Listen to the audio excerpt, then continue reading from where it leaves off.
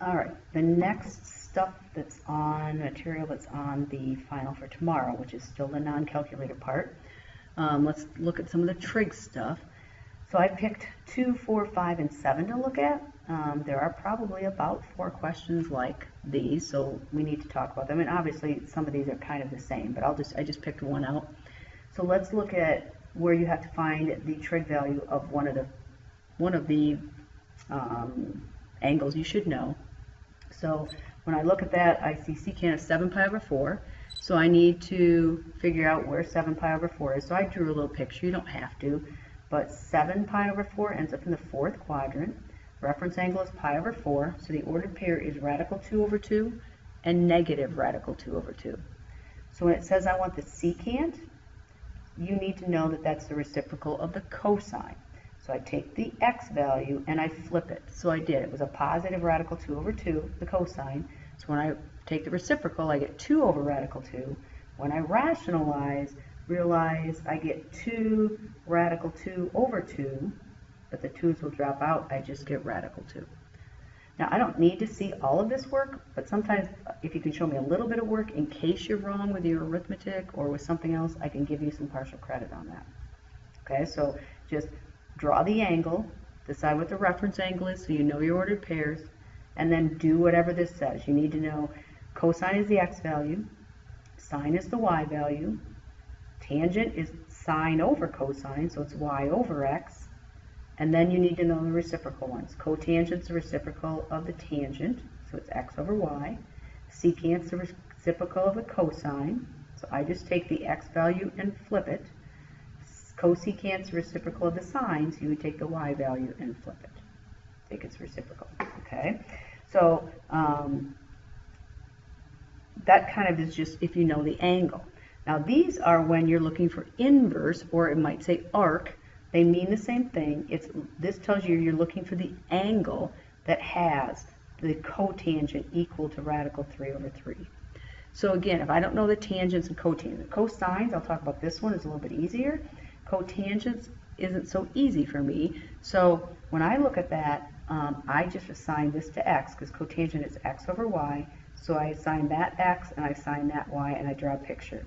I made x radical 3. I made y 3. So I used Pythagorean theorem and found this to be 2 radical 3. I don't think you can read that, but the r value was 2 radical 3. And that still doesn't really help me looking at it as is, but I can say, all right, let's look at the cosine. The cosine of that angle is the x value over the r value. And so if I take radical 3 over 2 radical 3, the radical 3's will drop out. I get the cosine of theta is 1/2. And so when I look at that and say, okay, the cosine of theta is 1/2, then I know that angle. That angle is at pi over 3. This one's inverse cosine. So that's just what angle has an x value of negative radical 2 over 2. You will be getting on your cheat sheet, I guess, that we give you, that cosine has to be between 0 and pi. So I know it's over here when the cosine is negative. Reference angle when x is radical 2 over 2 is pi over 4, so that becomes 3 pi over 4. So inverse cosine is in the first or second quadrant. When we do inverse sine is in the first or fourth. It goes from negative pi over 2 to pi over 2. All right, and then this one, just to kind of show you that as well, this says you want to take the cosine of negative pi over 3. So now you know the angle. So that angle has an ordered pair of 1/2 negative radical 3 over 2. All right, so I know my ordered pair. I want the x value. So the x value is 1/2. So I fill that in. The cosine of negative pi over 3 is 1/2. Now I'm asking to find the inverse cosine of 1/2. So what angle has a cosine of 1/2? Again, cosine has to be in the first or the second quadrant. So that would be in the first quadrant when it's positive. That's the angle pi over 3.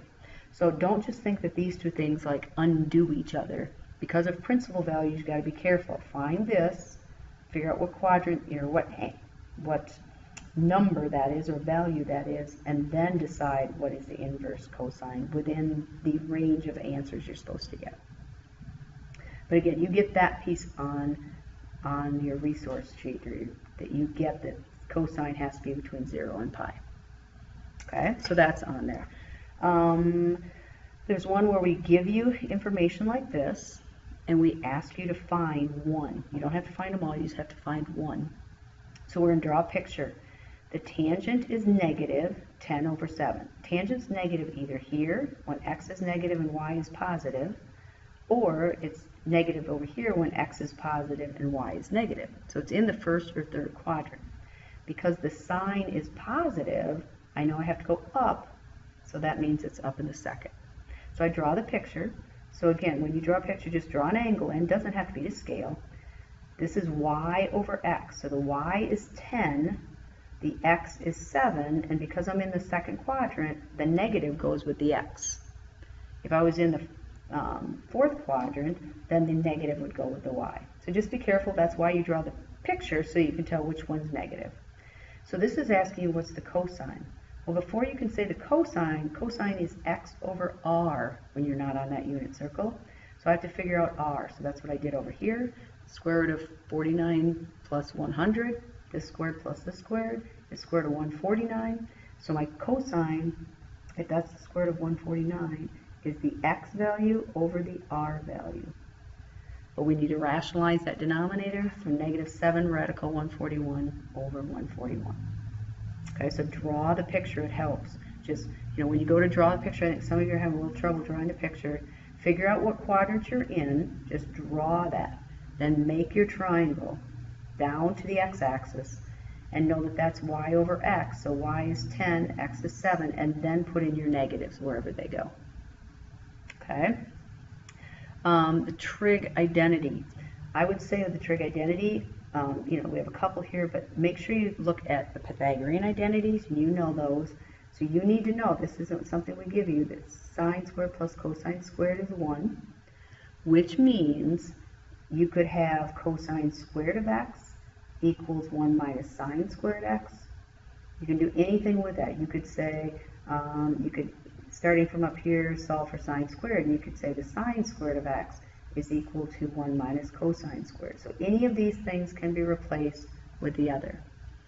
And then if you need to know the other ones, remember, if you start with sine squared x plus cosine squared x equals 1, if you don't know the other Pythagorean identities, just decide, okay, I'm going to divide everything by sine squared. Sine squared over sine squared is 1. Cosine squared over sine squared is cotangent. And 1 over sine is cosecant. So there's another one that you would need to know.